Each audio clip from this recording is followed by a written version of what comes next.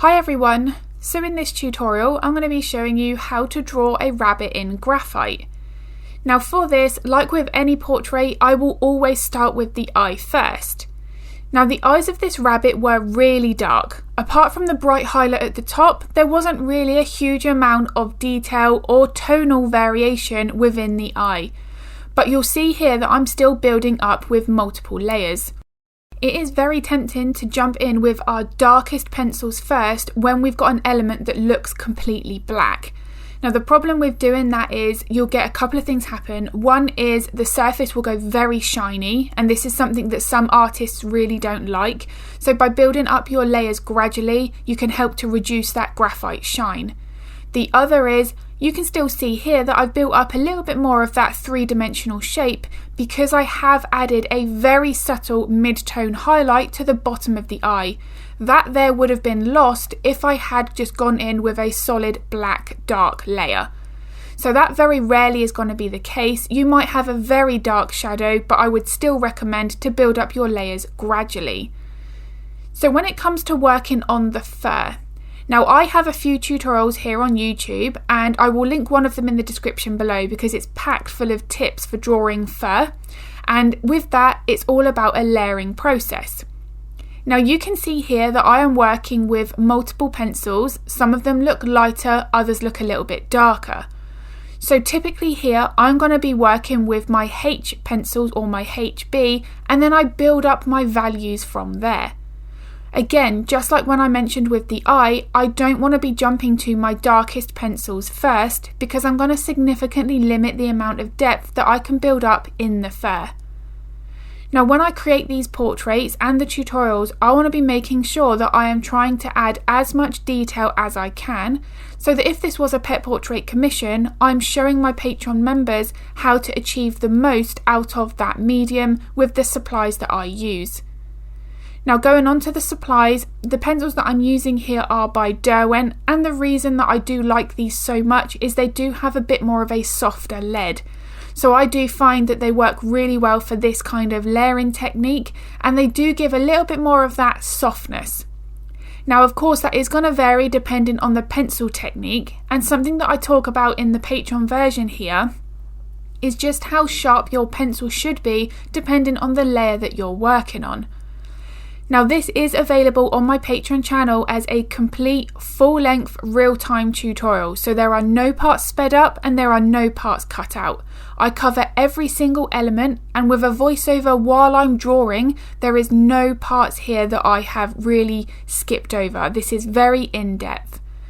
Now the wonderful thing about this tutorial is it focuses on a lot of beginner techniques, so it's a great one for anybody who is new to graphite who wants to get started with the medium.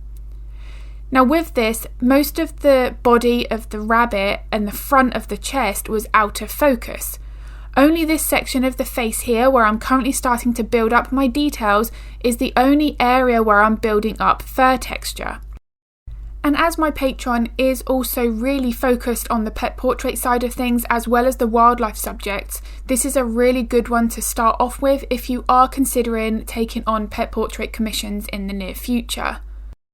So before I move on to one huge tip, one thing that's going to build up more realism in any portrait, I would just like to ask that if this tutorial so far, the tips and techniques that I've shared have been useful, I would really appreciate it if you could give the video a like and a thumbs up because it makes a huge difference to my channel. I'd be very, very grateful. So in terms of the pencil technique, now something that I talk about in that video that I am going to link in the description below is the fur length, fur thickness and fur direction.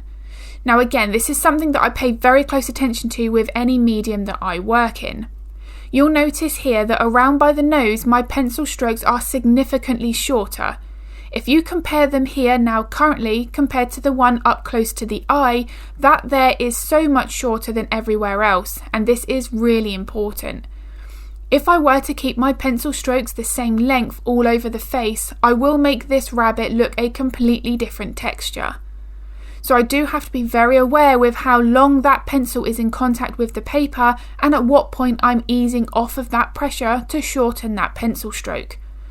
Now again, because this is a huge part of the drawing process and building up that realism, I cover all of this in depth in my Patreon tutorials. Now, as well as those 3 things with that pencil technique, I've mentioned it throughout this already, but the layering process is so important. One of the common things that can happen is once we've got the first 1 or 2 layers down, we'll jump into those details that are sitting on the very top of the fur. Usually they're the brightest hairs, and we're trying to add those in too early on. Now, the problem with doing that is it will significantly limit the amount of depth that that fur texture has because we've missed out on those crucial layers underneath. So the layering process, as well as that pencil technique, how to use the erasers, removing some of that graphite to build up more texture, is just one of the few things that I cover in those Patreon tutorials. Now, as I'm starting to move over towards the top of the head and the left side of the face, this is where everything starts to become softer. Now, this is where my technique is going to change. So I'm going to be using some blending stumps and some makeup applicators to apply some graphite to the paper. This is going to help to really build up that softness early on. However, just because these areas here are out of focus and blurry, it doesn't mean that I'm going to skip out on any of those important layers.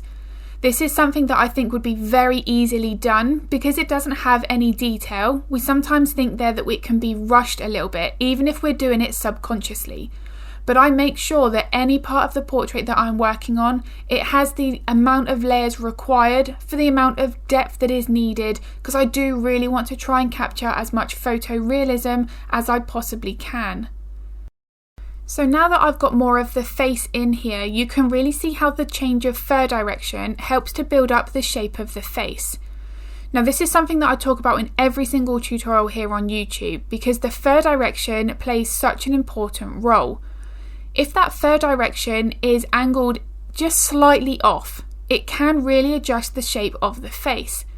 So I want to be making sure that I am moving that pencil stroke, that the start of that pencil stroke, the way that it curves, and then finally where it ends is as accurate as I can get it to that reference photo. Now that I've zoomed out here and you can see all of the face, look at how it curves up from the nose. It's more straight up towards the top edge, and then either side starts to curve towards the eyes. This is going to vary depending on how the animal's got its head positioned, how textured that animal is. If it was a fluffier looking rabbit, this would have a lot more of that variation in the fur direction. So the fur texture and the subject, the type of fur that we are drawing, is going to impact that fur direction massively. But regardless of that, I want to make sure that I'm getting it as close to that reference photo early on as I possibly can. Now, I say early on because one of the things that we'll think is I can make those changes later. But it's very easy to think that, but the more we start putting in the fur direction incorrectly and it's not following the right direction or the right path, it's harder to correct it in the long run because we've already started to commit to those layers. So I would absolutely make sure, the biggest tip when drawing fur is make sure that you're studying that fur direction accurately early on, because it will really help with the entire drawing process as you move forward. So one other thing that I talk about in all tutorials is the order of the layers. Now, I'm having to work on the body first because that's behind the whiskers. Now, I always recommend to leave the whiskers until the last layer because they overlap everything else. So once I've got the base of the body in, you can see it's now here where I start to add in those longer hairs. That is now pushing the body back and helping to bring the face further forward, which is exactly the depth and sort of feel for the portrait that I want to create. Now from there, I wanted to now add some out of focus grass. You saw that I was experimenting on a separate bit of paper because I hadn't tried this before. I wasn't quite sure which technique I would use, but this and the way that I got this, I was really happy with. It worked with the body, the softness of the entire portrait, and I was happy with the end result. Now with this original reference photo, I do provide it along with the Patreon tutorial and the line art and full material list. And this rabbit was just sat on a little bit of mud and I wanted to add a little bit more to my portrait, which is why I added the addition of this grass. So here is a photo of my finished portrait, and I do hope everything that I've shared in this tutorial has been useful. If you would like to get notified of the future content that I upload, because I'm sharing 2 to 3 videos to YouTube every week, then hit that subscribe and the bell button. And if you've got any art related questions, feel free to pop them in the comments below because I'm more than happy to help if I can. And as always, thank you so much for watching. If you wouldn't mind giving it that like and a thumbs up, I would be very grateful. It really does help my channel, and then for YouTube we'll share it with more people.